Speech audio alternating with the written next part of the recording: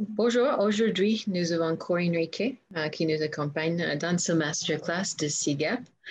Donc, Corinne, est-ce que tu peux te présenter et parler un peu de votre carrière? Merci Elisabeth. Donc, je suis Corinne Riquet-Bamba. Je suis basée en Côte d'Ivoire où je réside maintenant depuis 33 ans. Mon parcours professionnel a commencé en France après une maîtrise en économie et finance, qui est l'équivalent d'un master 1 actuellement.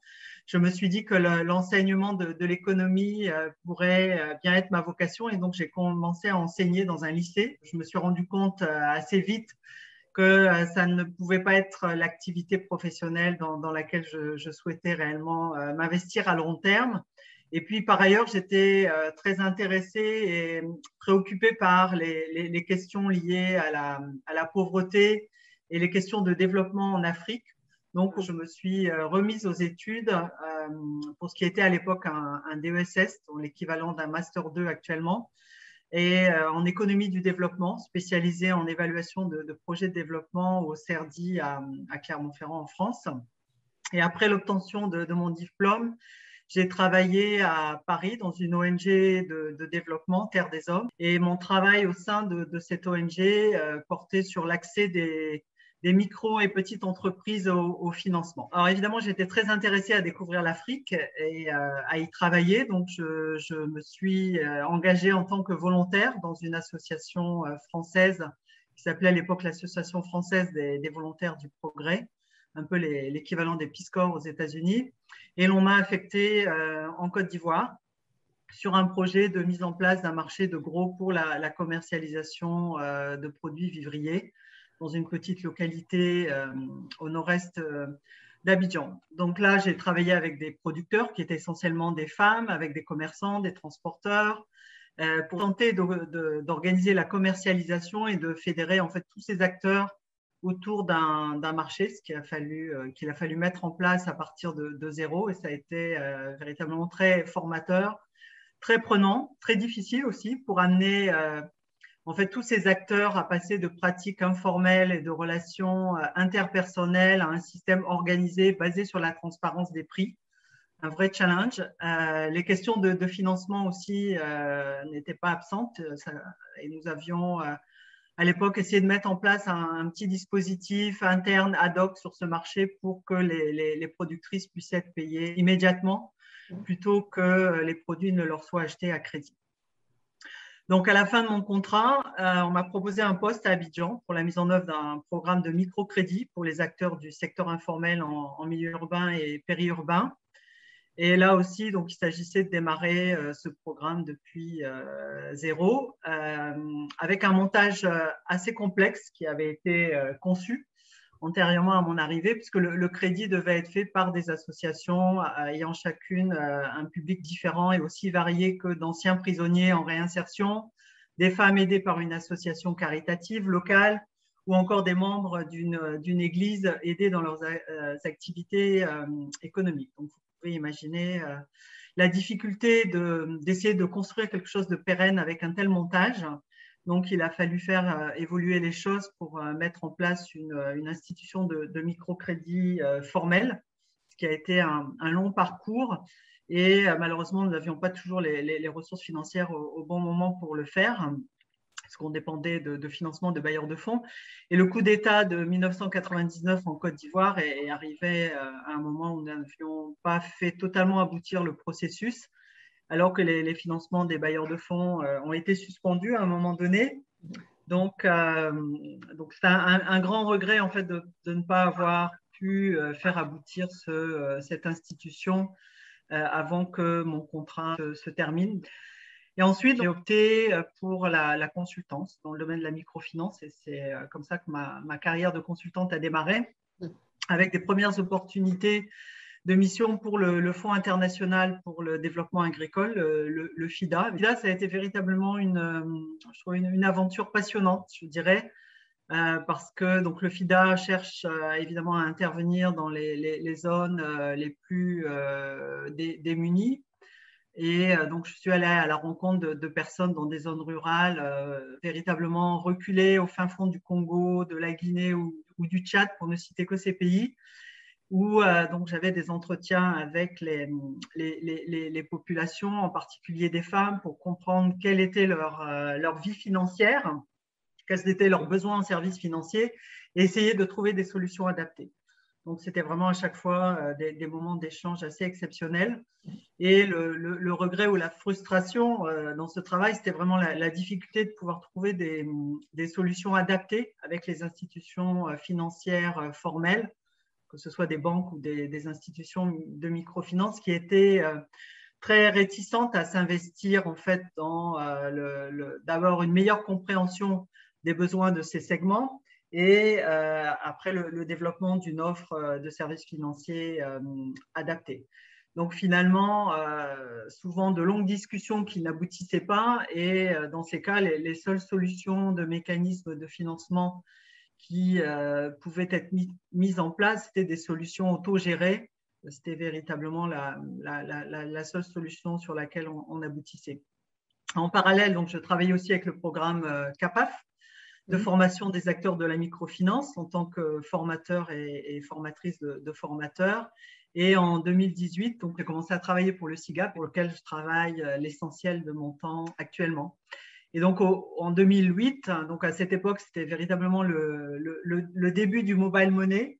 On parlait davantage de banque à distance et donc j'ai eu à travailler sur ces sujets jusqu'à présent sous évidemment différents aspects, tant sur les questions de réglementation que sur des sujets plus généraux liés à l'inclusion financière des segments à faible revenu et de plus en plus sur ce qui est devenu maintenant ce qu'on appelle communément la finance numérique. Et donc avec l'accompagnement de beaux projets, comme celui, par exemple, qui a consisté à appuyer Advance en Côte d'Ivoire pour le développement d'une offre de services financiers pour les petits producteurs de cacao, ou encore les enquêtes qu'on a pu mener pour comprendre les pratiques et les besoins en services financiers des exploitants agricoles, par exemple, dans le pays. Donc, la finance numérique est vraiment pour moi un sujet passionnant. Travailler avec le SIGAP est formidable. Donc, le SIGAP a toujours été à la pointe de la transformation dans le secteur de la finance inclusive. Et on voit que vous êtes très passionné.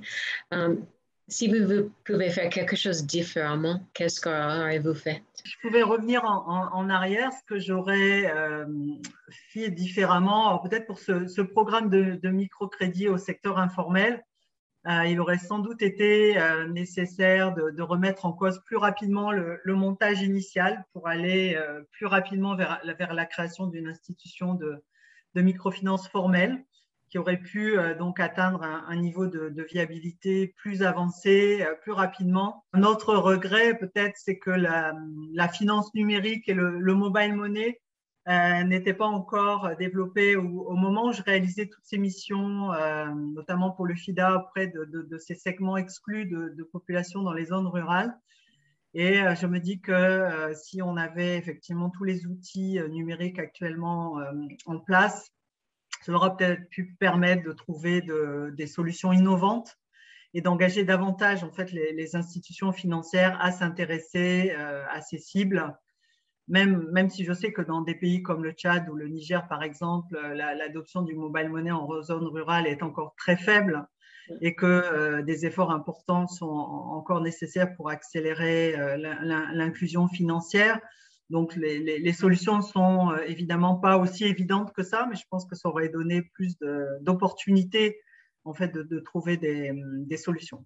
Je pense que vous avez testé certaines choses par exemple, en Côte d'Ivoire, voir comment augmenter l'utilisation dans les groupements ou dans certaines zones en mettant tous les acteurs ensemble. Est-ce que vous pouvez parler juste pour une minute sur ça?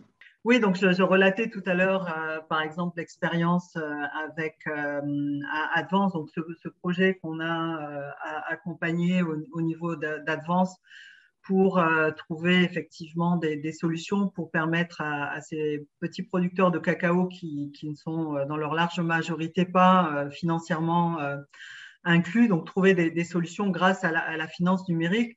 Donc, c'est vraiment une question de partenariat. Donc, comment est-ce qu'une institution de microfinance peut travailler avec un opérateur de téléphonie mobile qui offre le canal du mobile money, aussi travailler avec les coopératives de producteurs, travailler avec les exportateurs qui sont ceux qui payent ces producteurs via les coopératives. Donc, c'est vraiment un ensemble d'acteurs qui doivent se mettre ensemble, avoir la même vision et ensuite développer, se mettre d'accord sur ces solutions, bien comprendre les besoins évidemment des producteurs et se mettre ensemble pour développer ces solutions. Et ça semble, pour les zones rurales, ces partenariats semblent effectivement absolument un élément clé pour arriver à accélérer l'inclusion financière de ce type de population.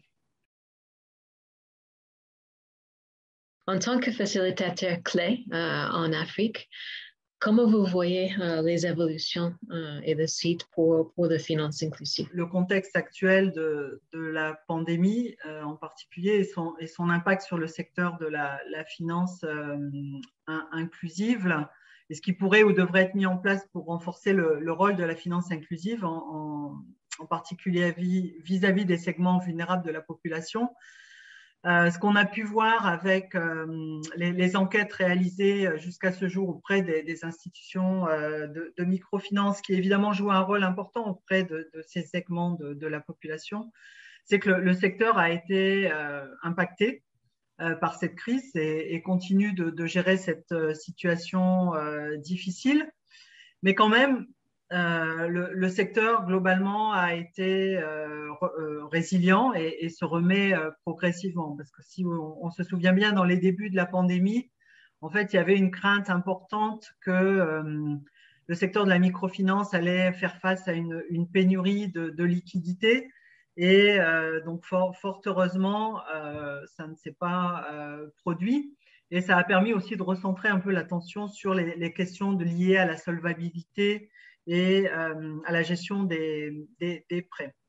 Donc évidemment, la plus grande difficulté dans le contexte actuel rencontré par en particulier les institutions de microfinance, c'est celle des difficultés qui sont rencontrées par leurs clients.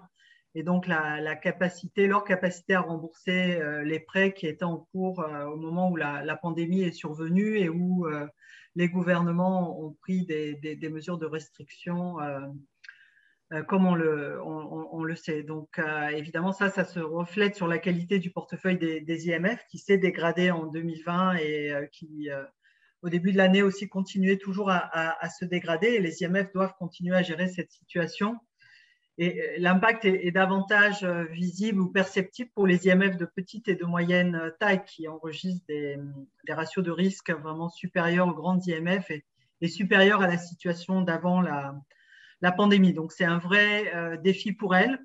Et pour certaines, ça pourrait remettre en cause leur capacité à servir leur clientèle, en particulier ces segments les plus fragiles.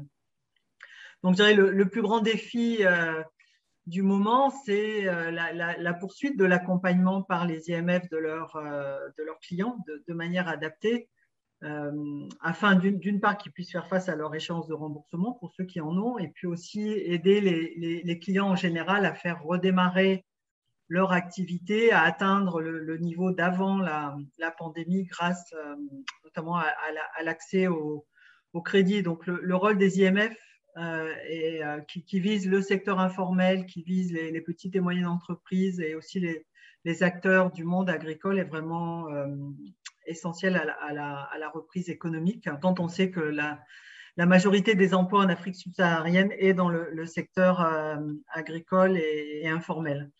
Et je pense que la pandémie a mis en évidence un certain nombre de leçons. Une autre leçon aussi, c'est peut-être, s'il était encore nécessaire de le souligner, c'est l'importance de l'inclusion financière, et en particulier pour les segments de population vulnérables. Donc, on a bien vu que les personnes qui ont perdu leur travail ou qui ont vu leur source de revenus disparaître dans le contexte de la pandémie n'avaient pas d'autre choix que d'avoir recours à leur épargne ou de faire appel à des fonds venant de leurs proches, ou alors de pouvoir bénéficier de transferts monétaires de la part du gouvernement. Donc, ces instruments financiers se sont révélés être essentiels. Et évidemment, ceux qui en étaient privés se sont retrouvés dans une situation assez dramatique devant rogner sur leurs dépenses et des dépenses aussi essentielles que la nourriture dans certains cas.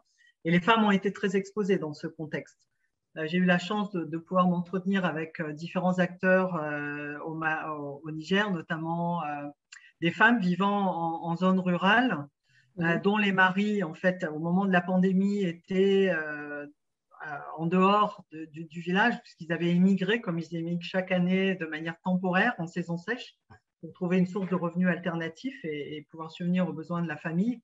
Donc, ces ménages qui sont malheureusement non financièrement inclus ont été directement impactés par la crise et de différentes manières. Donc, directement impactés parce que peut-être les sources de revenus du moment, notamment l'argent que peut envoyer leur mari, n'étaient plus possibles parce qu'eux-mêmes étaient dans une situation difficile, et aussi parce que les mécanismes de résilience, disons, habituels, traditionnels, en période de soudure, comme la vente de bétail ou le recours aux banques de céréales, ou bien les emprunts auprès de certains commerçants locaux, en fait, ces mécanismes eux-mêmes ont été impactés par les mesures de restriction. Et en particulier parce qu'il y avait la fermeture de la capitale, comme ça s'est fait dans beaucoup de pays, et donc avec un ralentissement drastique du commerce qui s'en est suivi. Donc ces ménages pauvres et vulnérables ont été confrontés à des risques accrus en raison de la pandémie et en mettant leurs maigres actifs à risque, et avec aussi un risque d'endettement qui pouvait être insoutenable dans le futur. Et aussi avec des risques par rapport à la campagne agricole à venir, donc qui pouvait entraîner une situation d'insécurité alimentaire encore plus importante. Donc, on avait conclu en fait qu'il était vraiment d'abord urgent d'agir pour soutenir ces ménages à court terme par des aides alimentaires ou des transferts monétaires selon les cas, et aussi à plus long terme par la mise en place de mécanismes à même de renforcer leur résilience sur le long terme. Et dans ce cadre-là, évidemment, je dirais les outils de finance numérique, les institutions de microfinance avaient toute leur place. À partir du moment où, évidemment, on cherche aussi à bien comprendre quels sont les besoins de ces ménages vulnérables, quels sont les instruments et les outils qui sont à même de répondre à ces besoins, tout en bâtissant autour de ces ménages une infrastructure qui permette la délivrance des services financiers dans de bonnes conditions. Il semble assez clair que dans ce type de contexte, en fait, une approche holistique et coordonnée est vraiment nécessaire pour renforcer cette résilience à long terme. Mm-hmm. Et les institutions de microfinance ont leur rôle à jouer, les pouvoirs publics, les bailleurs de fonds et les autres, évidemment, prestataires de services financiers, en particulier de finances numériques. Je dirais qu'une autre leçon retirée, bon, je pense que tout le monde a partagé cette leçon, c'est l'irréversibilité de la digitalisation, et en particulier au niveau des institutions de microfinance qui ont ce rôle important à jouer auprès des populations à faible revenu. Comment une organisation comme le SIGAP peut avoir un meilleur impact sur la vie des populations de faibles et moyens revenus? Tout d'abord, ce que je devrais dire, ou souligner, c'est que pour guider son travail, le SIGAP se concentre sur trois besoins universels. Donc, le premier assez évident, c'est que les gens doivent gagner un revenu pour pouvoir survivre. Ils doivent épargner ou utiliser des outils pour se protéger contre les chocs qui peuvent survenir, et ils doivent aussi avoir accès à des services essentiels qui pourront leur permettre d'exercer leur activité de manière plus productive et aussi bâtir le capital humain. Donc, ce cadre véritablement permet au SIGAP de rester centré sur les segments de population à faible revenu et leurs besoins fondamentaux.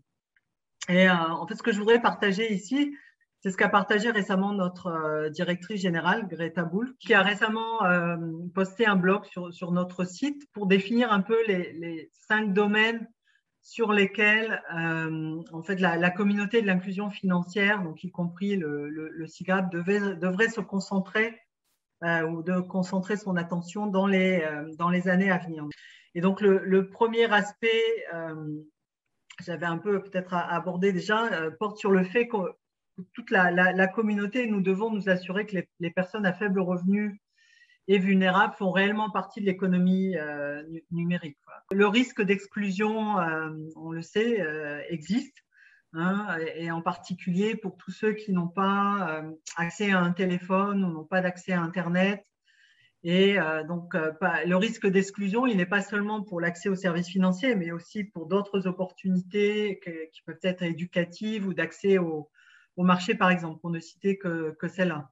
Donc, s'engager dans l'économie numérique, ça veut dire avoir un téléphone, éventuellement avoir un forfait de données, avoir un compte et avoir aussi à proximité un point pour faire des dépôts et de retrait de cash. Donc, sans accès à ces rampes d'accès numérique, donc la pleine participation en fait, à l'économie numérique va rester limitée pour les plus démunis. Donc, ce qui veut dire qu'à l'avenir, nous devons tous continuer à travailler évidemment sur l'accès aux comptes et aussi sur l'amélioration de la capillarité des réseaux de points de dépôt et de retrait de cash, à diffuser les smartphones et les forfaits de données à des coûts abordables pour ces segments de population et au plus grand nombre.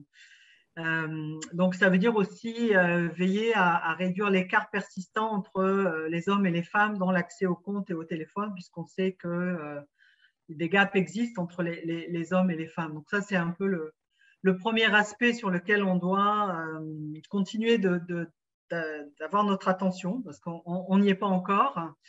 Le deuxième aspect aussi porte sur, en tout cas tel que l'évoque Greta, la nécessité de voir se déployer sur les marchés des banques et des institutions financières qui soient favorables aux personnes à faible revenu et qui soient adaptées à l'avenir numérique. Donc, on assiste, comme on le sait, à l'émergence de banques entièrement numériques sur un certain nombre de marchés. Mais la mesure dans laquelle ces banques atteignent les populations à faible revenu reste assez incertaine. Ouais. Et d'autre part, les IMF doivent aussi adapter, je l'évoquais tout à l'heure, les canaux digitaux pour faire face à la concurrence, ou alors elles courent le risque d'être poussées vers des segments de marché de plus en plus marginalisés, et ce qui, je veux dire, limitera leur capacité à évoluer et à investir dans l'amélioration des services pour leur clientèle. Donc, aux deux niveaux, il y a aussi là un besoin d'accompagnement pour s'assurer que le segment des personnes à faible revenu est bien compris, bien pris en compte et bien compris. Et du côté spécifiquement des IMF, aussi, pour certaines d'entre elles au moins, un besoin d'accompagnement pour qu'elles puissent aller vers cette transition numérique. Donc, à ce niveau, la décennie à venir sera sans aucun doute riche d'enseignements sur les types d'institutions financières qui seront les mieux placées pour servir le segment à faible revenu à l'ère du numérique. Évidemment, si on élargit les services financiers, je veux dire, à une gamme qui ne se limite pas seulement aux services de paiement et de transfert d'argent, mais qui inclut l'épargne, l'accès au crédit et l'assurance, bien évidemment. C'est vraiment essentiel de comprendre les besoins et puis après de faire le design de produits qui répondent aux contraintes et aux caractéristiques de ces segments de clientèle, de leur profil, parce qu'on sait que dans ces populations vulnérables à faible revenu, malheureusement, beaucoup sont encore peu lettrés ou analphabètes. Donc, ça nécessite aussi des parcours clients qui soient adaptés à ce profil. Donc, c'est tous ces éléments qui doivent être pris en compte lorsqu'on veut s'attaquer à ce segment à faible revenu. Le troisième point évoqué par Greta, ce sont les fintechs et la nécessité sans doute de mieux comprendre les fintechs et ce qu'elles peuvent apporter pour l'inclusion financière des personnes à faible revenu. Parce que bon, on le voit, les fintechs génèrent beaucoup d'enthousiasme, aussi d'investissement dans certains cas. Mais la question se pose de savoir dans quelle mesure ces fintechs servent les personnes à faible revenu et quel est leur impact.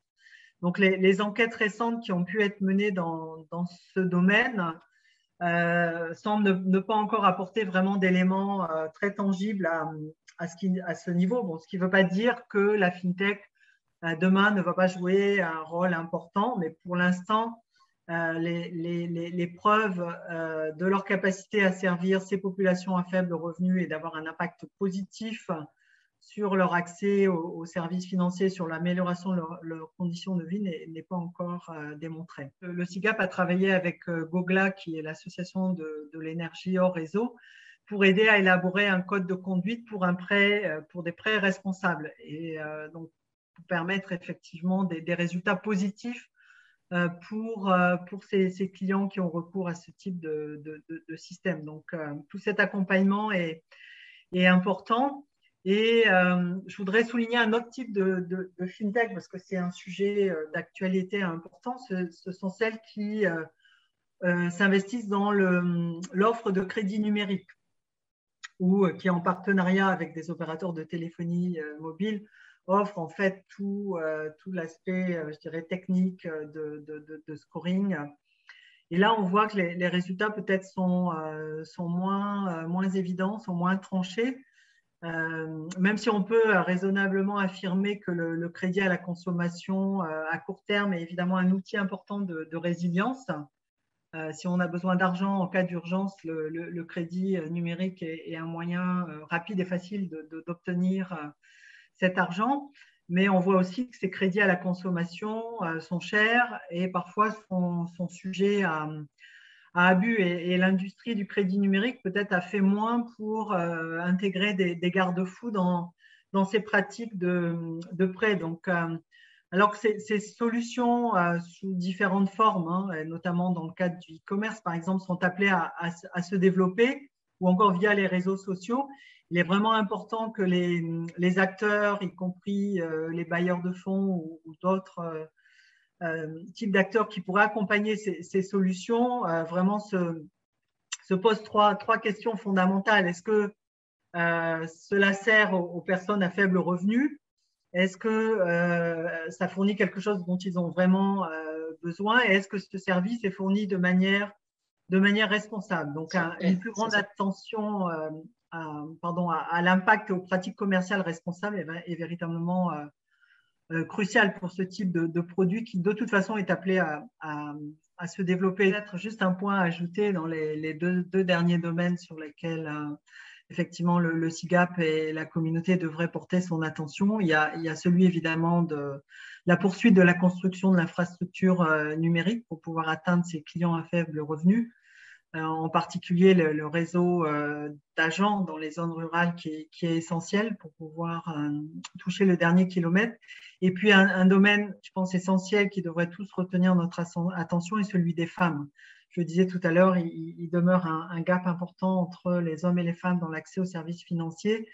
Donc, ça veut dire que dans toutes les actions qu'on entreprend, on doit garder un focus spécifique sur les femmes parce qu'elles ont un rôle essentiel à jouer dans la croissance économique et dans l'augmentation des revenus des ménages.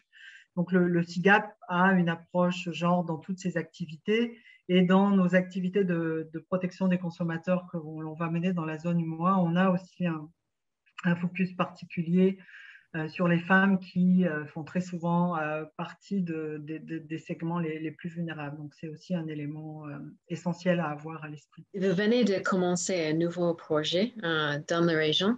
Est-ce que vous pouvez parler sur le secteur de protection consommateur? Le SIGAP a démarré donc récemment une nouvelle initiative dans la zone UMOA qui est un projet pilote deux laboratoires pour le monitoring des risques liés aux services financiers numériques, donc les risques évidemment auxquels pourraient faire face les consommateurs de services financiers numériques. Et donc, au travers donc des recherches que nous allons mener pour comprendre quels sont les risques effectivement sur les marchés de l'UMOA, que ce soit pour les services financiers, je dirais, numériques plus classiques tels que les services de mobile money, donc de transfert d'argent, de paiement, mais aussi pour les services un peu plus de seconde génération, comme on les appelle, donc d'épargne et de crédit. Donc, on va chercher à comprendre quels sont ces risques, en particulier pour les personnes vulnérables. Quels sont, dans le cas, par exemple, du crédit numérique, les résultats pour les utilisateurs? Est-ce que ça donne lieu à un impact positif, à des changements positifs pour ces clients? Quels sont aussi les risques auxquels ils font face dans le cadre de l'utilisation de ces nouveaux types de produits numériques? Donc, on a un certain nombre de recherches qui seront menées dans différents pays et on commence par la Côte d'Ivoire, qui est un des marchés les plus avancés dans la zone UMOA. On a aussi des activités, donc des partenariats avec les différents acteurs du marché, des activités de renforcement de capacité. On va mettre en œuvre un certain nombre d'outils de monitoring de marché que le SIGAP développe par ailleurs et qui permettent de comprendre ces risques, d'accompagner donc les acteurs qui se positionnent sur la supervision du secteur pour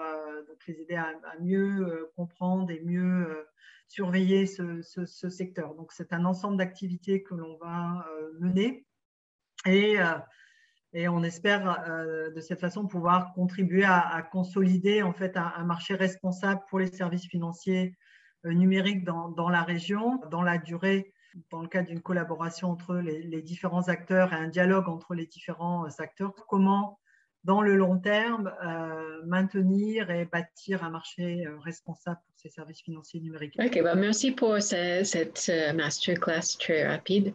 On voit donc, malgré COVID, on a beaucoup d'opportunités dans la transformation digitale. C'est bien lié avec la protection consommateur. Et on va avoir beaucoup de changements. Donc, ça fait 33 ans que vous êtes dans la région et dans les prochaines 10 ans, on va avoir beaucoup plus de changements. Et on espère surtout dans l'inclusion financière. Mais comme vous avez bien noté, il faut faire attention de ne pas créer plus des écarts, surtout au niveau numérique.